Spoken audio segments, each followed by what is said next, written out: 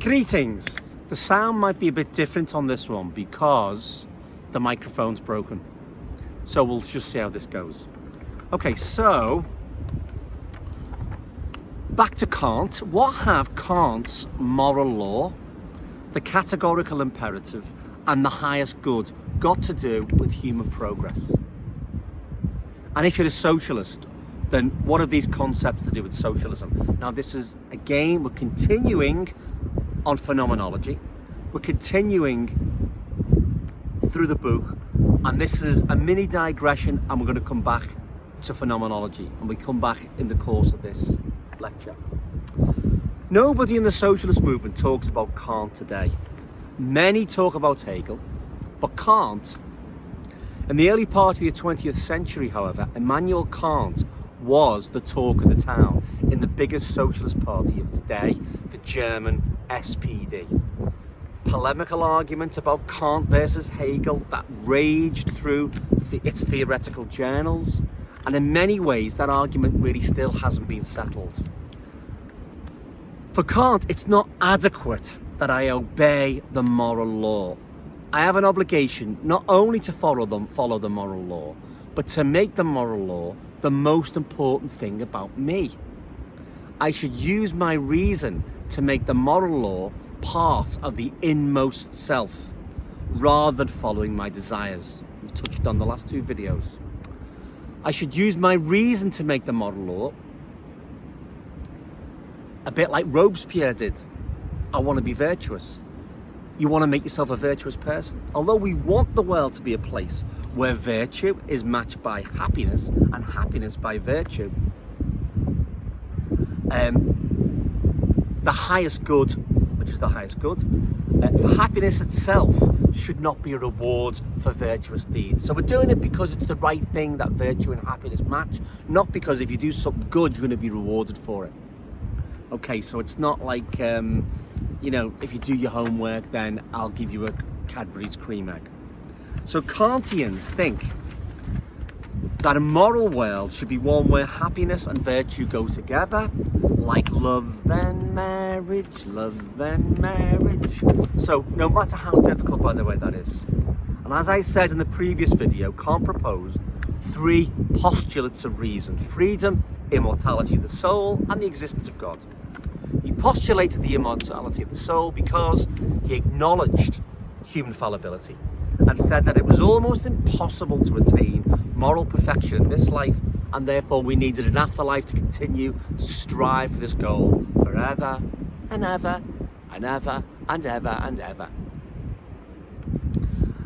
Now that seems to be a perfectly silly goal, but it got a Marxist twist in the early years of the 20th century in the personage of someone called Kurt Eisner, a forgotten figure in the socialist movement. Eisner was a German socialist member of the SPD. He was a dedicated socialist, and something else about him. A lot of socialists today, internet socialists, claim, you know, I've got 1 million followers or I've got this. Well, Kurt Eisner talked the talk because he went to prison for his beliefs and he set up the short-lived Bavarian People's Republic in 1919, and he was assassinated by a far-right German fanatic in 1919 as well. So, you know, this is a guy who was a serious socialist at the time.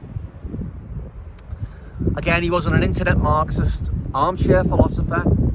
Eisner argued that the categorical imperative and this aspect of it, this eternal principle of morality, getting close to the goal without actually getting there, the one that Kant postulated an afterlife to achieve, it couldn't be realized by any social order. That was Eisner's line. Even a socialist society couldn't realize it because, according to Eisner and Kant set this infinite, incompletable task. And the categorical imperative for Eisner, it demanded socialism because only the working class could shape history and put society on the path towards this. Although it was unattainable, it was necessary. And this end point could not even be we couldn't even begin the journey unless the bourgeoisie was removed, because it was too egotistical. Eisner wanted to link Kantian ethics with Marxist socio-economic theory. On the other hand, the famous Marxist philosopher, so that's Eisner. Eisner did believe in these ethics, even with the contradictions involved. And there's another philosopher who is George Lukács, and he believed that Kantian ethics was simply a justification for bourgeois ethics. You know, because we talked about this split between the thing in itself and appearances. So that's what Lukács objected to. So he said this: it is well known that Kant, this is now we're talking about Lukács, it is well known that Kant did not go beyond the critical interpretation of ethical facts in the individual consciousness. The hiatus between appearance and essence, which in Kant coincides with that between necessity and freedom, is not bridged and does not therefore give way to a manufactured unity with which to establish the unity of the world. So the unity of the subject and object. Even worse than that, the duality is introduced into the subject. Even the subject is split into phenomenon and noumenon, and the unresolved, insoluble, and henceforth permanent conflict between freedom and necessity now invades its innermost structure. So Lukács sees this unattainable end as a contradiction, and this contradiction is inherent within us as selves who live in this bourgeois society. And to complete my trio of European socialists and Kant on why he's important, we've got Edward Bernstein. He's the famous revisionist socialist. By the way, Bernstein did have a problem, as many of these socialists did. Not so much, I wouldn't classify Kurt Eisner because he was Jewish, and it's not Lukács, but early social democracy was, there might be a video on this, pretty anti-Semitic in some respects, and Bernstein bordered it, but we're just going to talk about, I won't go into that. So Bernstein, like Eisner, he based his ethics on Kant, and in probably his most famous work, Evolutionary Socialism, Bernstein famously used the phrase, "the movement is everything, the goal is nothing," and that's really Kantian, isn't it? So in the conclusion of his book, he said, "I resorted to the spirit of the great Königsberg philosopher," that's Kant, "the critic of pure reason, against the Kant hypocrisy, that is, which sought to get hold on the working class movement, and to which the Hegelian dialectic offers a comfortable refuge." So Bernstein saw Hegel's dialectical transcendence as a utopia. He saw this unity as not possible. He supported the concept of perpetual struggle towards this perfect morality. And in fact, as Lukács correctly pointed out, even though I'm not a fan of Lukács, this was a form of something we've covered previously, the unhappy consciousness. It was a form of Platonism. It was striving for something that can never be attained, and desire belongs to nature. It's subject to natural laws, but reason obeys these separate laws. Nature is about straightforward cause and effect, and this has got nothing to do with the laws of reason and morality. The separate structures just don't allow for this harmony between nature and reason, and therefore that's why Kant brought God into the picture to resolve the contradiction. So God, according to Kant, is the thing that brings together nature and morality, the laws of both, which are separate. In order for us to do anything in the world, we've got to assume that there's some correlation between my morality and the laws of nature, or else basically we couldn't act, we wouldn't get out of bed. If there was no coordination, then you just give up. If I thought that by helping an elderly person across the road, they'd randomly set about murdering me, I wouldn't help anybody. You'd go your way, wouldn't you? If you thought my car's going to break down because the laws of nature and my intentions are two separate things, you wouldn't get into your car. And that's why Kant introduced God. Now, Kant's insight is that all of us presuppose some degree of harmony between our moral actions and the outside world. And as I said, Kant called it God, and Lenin called it dialectical materialism, and there are other names for this. Hegel in paragraph 621, I beg your pardon, says, Consciousness starts from the fact that for it, morality and actuality do not harmonize. But it is not in earnest about this, for in action the presence of this harmony is for it. But it is not in earnest about this acting either, since the acting is something singular. For it has such a high purpose, the highest good. So if we have perfect harmony between morality and the world, then there's no reason for morality. With perfect harmony, there's no gap at all, because people don't even have to think about behaving morally. If we finally reach Kant's end goal, an ethically perfect society that introduces really a big problem for morality. When I say it introduces a problem for morality, it's the end of morality. How can our actions be moral when no one's striving to be moral? Morality, that is the striving. And this was a problem for basically revolutionary socialist movements across the world, which has got this Kantian contradiction built into it. So before the revolutionaries were demanding sacrifice for the cause, revolutionary morality. And yet when they seize power, this revolutionary energy dissipates, because basically that's it. Revolutionary socialism, the perfect ethical society, it's here. So you got it, so there's nothing else to strive for. And that's why the Chinese Communist Party keep talking about the lower stage of socialism and the higher stage of socialism, which is communism.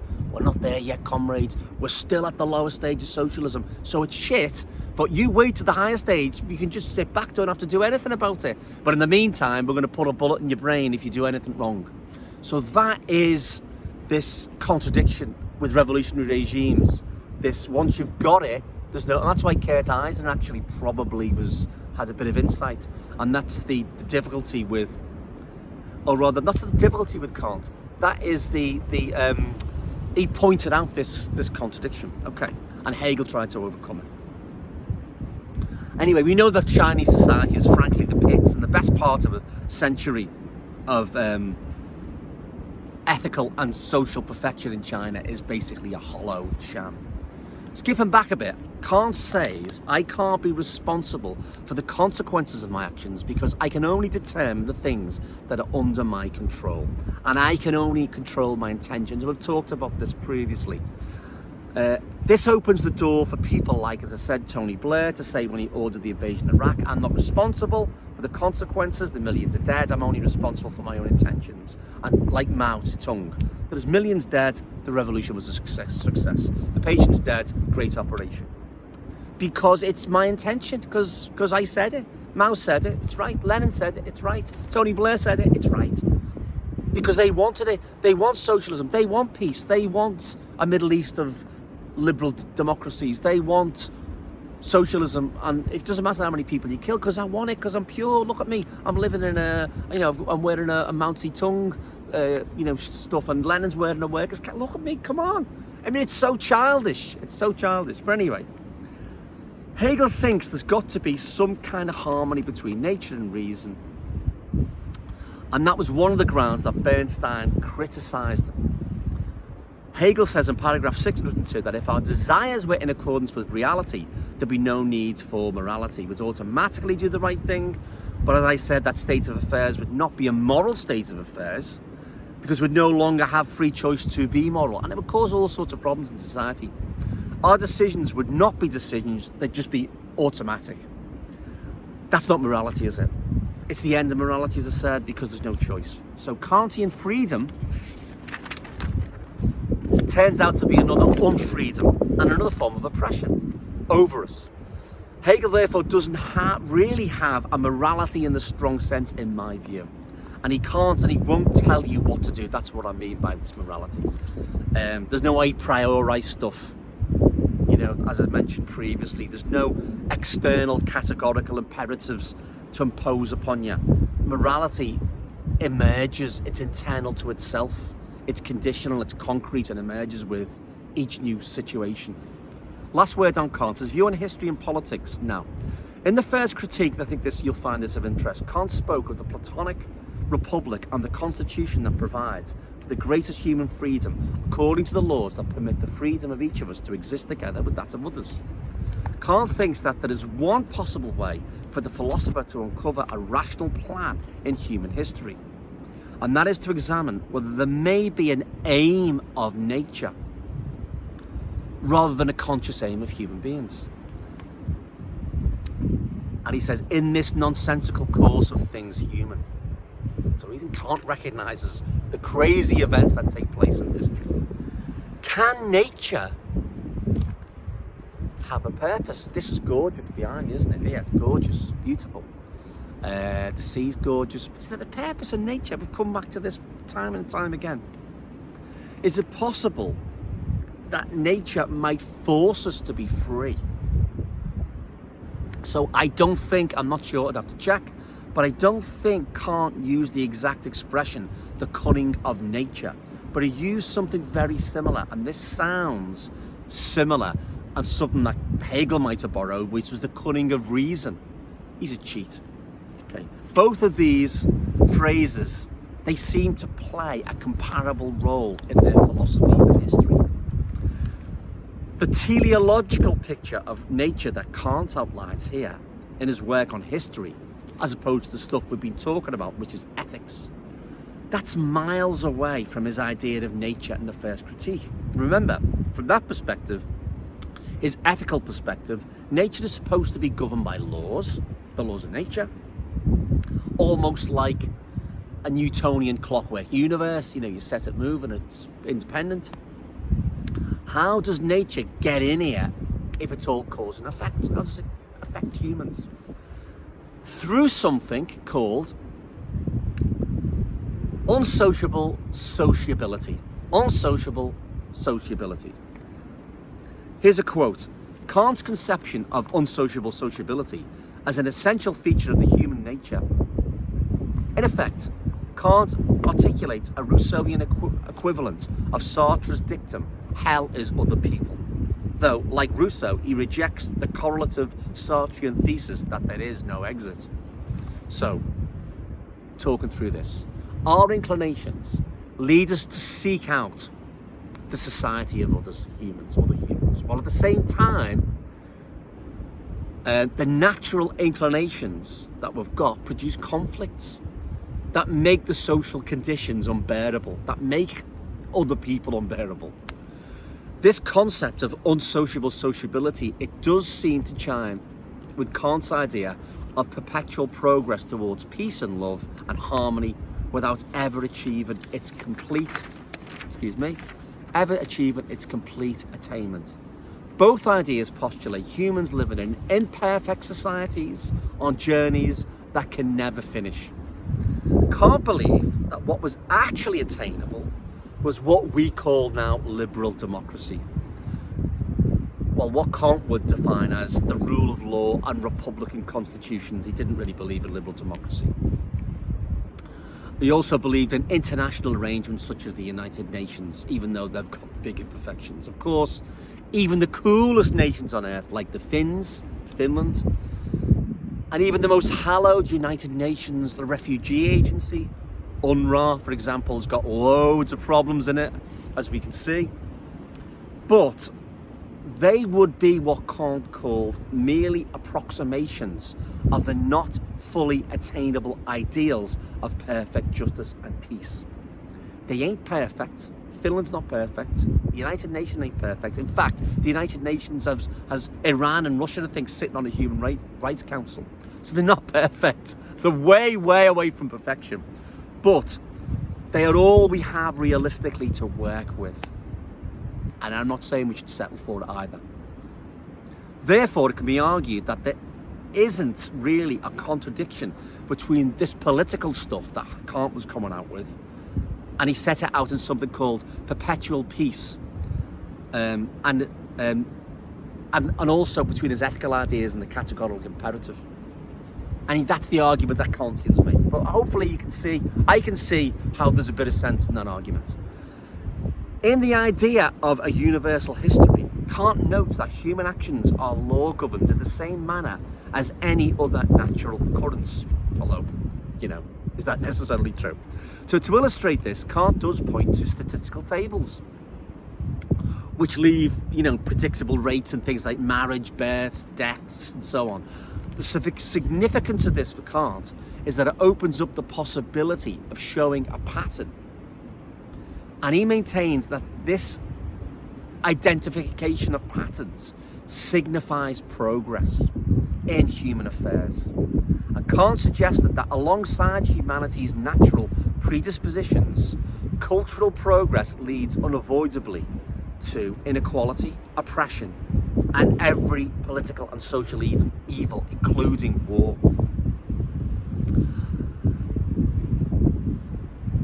At the same time, Kant argues that all this splendid misery will eventually force us to do precisely the opposite of our natural inclinations. That is, to work towards the development of those democratic institutions. Kant referred to them as republican institutions in the style of ancient Greece. So he wanted to also see a confederation of states that would ultimately bring forth a permanent state of peace, and the sun's come out. Look at that. So Kant's saying that we're forced together, we hate each other, we're fighting all the time. And this constant bickering and fight and struggle and war, that does force us into some kind of sociable arrangements. For example, the Peace of Westphalia, I think it was 1648, this is off notes now, I believe it, check on it. So the Peace of Westphalia is because Europeans have been killing themselves for a century, like a quarter of the German population disappeared. And so, the rulers, even the imperfect rulers, said, what the hell, we've got to do something about it. And things like the League of Nations, people are going, we've got to do something. So, anyway, Kant's cunning of nature, his unsociable sociability, could be described as antisocial interaction. This is, as being described as a tendency to enter into society, a tendency connected, however, with a constant resistance that continually threatens to break up this society. Kant means that there's a natural human predisposition to connect with other people and to be part of a social grouping, but also it's part of our natural predisposition to destroy the very same social bonds through isolationism and discord. Okay, because we've got a predisposition towards that. I mean, I'm on my own here, look at this, it's great, no people here. That's one of my natural predispositions. Kant argues that this bizarre inconsistency in humanity is the foundation, as I said, of all human conflict, and he even ascribes this conflict between states, war, as stemming from this unsociable sociability. Countries that come into conflict break these sociable links, resulting in war, and after for example, the relatively peaceful post-war period, we now see war, we had a peaceful bit, and now we're back to war again. On planet Earth, it's all over the place on every continent. And that's the bad news. But the good news is that Kant also sees unsociable sociability as being an engine for historical progress and potentially lead to a development towards more enlightened relationships between states. Without this antagonistic characteristic of humanity, Kant thinks that humanity would not receive the impulse to grow culturally or intellectually. So he's a progress person, isn't he? Like me, like most of us, he believes in progress.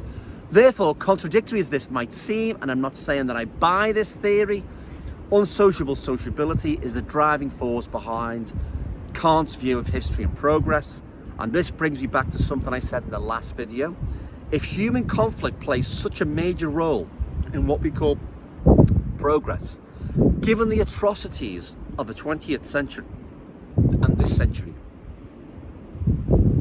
can we really describe the passage of time as progress? Doesn't this assertion lead us to the smug view that things turn out for the best? Don't worry about it. Climate change will sort itself.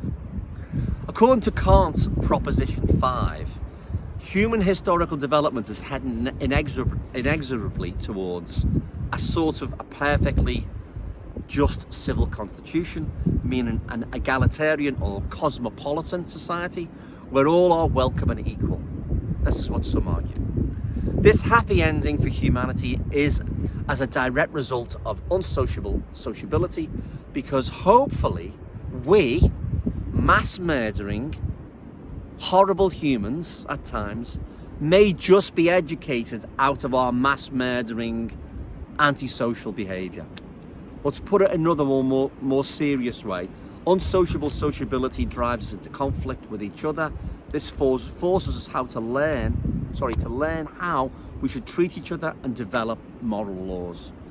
Conflict will eventually lead to the end of conflict. That's how Kant describes the cunning of nature, and the sun's come out again. Maybe there's something in the cunning of nature. In Henry Allison's collections of essays on Kant, which are really good, he says that Kant's concept of the cunning of nature means that conflict occurs in the pursuit of a developmental end we are oblivious to by helping us learn from mistakes made in history on both an individual and a global level. I think Hegel borrows an awful lot from Kant, even though, there are wide areas of disagreement, huge philosophical areas. But definitely the cunning of nature, the cunning of reason, come on. I could make something up and call it the cunning of Glover. There you go, it's a new phrase. Cunning of Glover. I'm a great philosopher now because I've just coined a new phrase, so I haven't nicked it off anyone. Okay, to finish off now. These two concepts are almost the same. And it's a bit, I suppose, the Harvard plagiarism scandal where the top person of Harvard plagiarized or used ChatGPT or something like that. Look, everyone does it, don't they? If you're reading something, I'm always picking up stuff and you just put it together and you put your own twist on it. Anyway, it's a genuine question now. Are we kidding ourselves when we say that we can genuinely salvage something from genocide and murder? What exactly do we learn from the castration of human beings in darkened basements where nobody hears your screams except the castrator who's laughing? Maybe, actually, I watched Butch Cassidy and the Sundance Kid, and they captured a sheriff, right? And the sheriff turns to the Sundance Kid and he says, you're gonna die, and you're gonna die horribly. Maybe I'm getting mean in my old age, and maybe I'm getting a bit cynical as well as I get older. But I think that human progress, I still believe in it, but I think there's big problems with it. And I think that it's stalling. Maybe this is just a bad day again. Unsociable sociability seems to be, if not unwinding, then it's encountering big problems, because the technology we've got now could just wipe us out before we get the chance to get to the sociability part of and past the unsociable bit.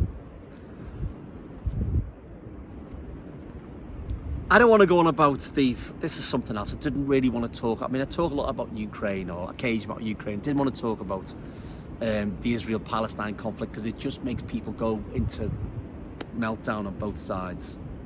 And it's too fresh, I think, now. But when Israel was taken to The Hague by South Africa, this is just a little political endpoint though. Even if the claims against Israel are justified, and of course, there's a real case for Israel at least being guilty of serious war crimes. Even before this conflict, the murder of Abu Shireen, I've forgotten her name, Shireen, her name was, the Palestinian jet, they just shot her. So, of course, there's loads of these instances whereby, Israel could be taken to the court and so on. But will that mean it's been a good day for justice? If Israel is indicted before Iran, before North Korea, before Russia, before Sudan, before everywhere in the Sahel, before, by the way, South Africa, before Pakistan was deporting 1.5 million Afghanis, before Saudi Arabia chops 120 people's heads off a year deliberately, Venezuela, Nicaragua, and so on. If they do get convicted, even though I can see it would be a good day in some respects for some people, but and it might actually have an indirect effect. It might actually have the effect of It might make these other states accountable. I don't know. I mean, but I suspect that it would probably have the opposite effect, and we're going to find out in the next couple of years. So this video might be junk. So on the one hand, it might make other states more accountable. That's if you're on the optimistic side of things. But on the other side of things, you know, if Russia is sitting on the Human Rights Council and Venezuela and Iran, they go, see, we told you, you're guilty. By the way, we're going to do this, and we want sanctions and stuff like that. And these countries are just sitting back pretty. I think what it does is it abstracts justice. I think people who are pushing, say left-wingers who are pushing for it, and I understand why they're doing it, you know, because who wants to see these terrible things? Who wants to see the Israelis, you know, beating up children and so on like that? But they abstract justice. They're trying to impose, it's an a priori left-wing thing. Let's have justice. And, well, yeah, but if you're just saying let's have justice and you're focusing on one tiny bit of justice, what about the other 99.99% of the world? Well, we're holding Israel to a higher standard of account. Okay, well, why are you doing that when these countries sit on these bodies? You know, Russia and North Korea, they have influence in the world. Okay, that's my political rant over. Next time we're going to do, and you can feel free to disagree with that bit, but next time, acting consciousness and judging consciousness. And who knows, we might come back to some of these debates later on. Okay, see you later. And hopefully my sound has not diminished in relation to volume. Okay, see you later.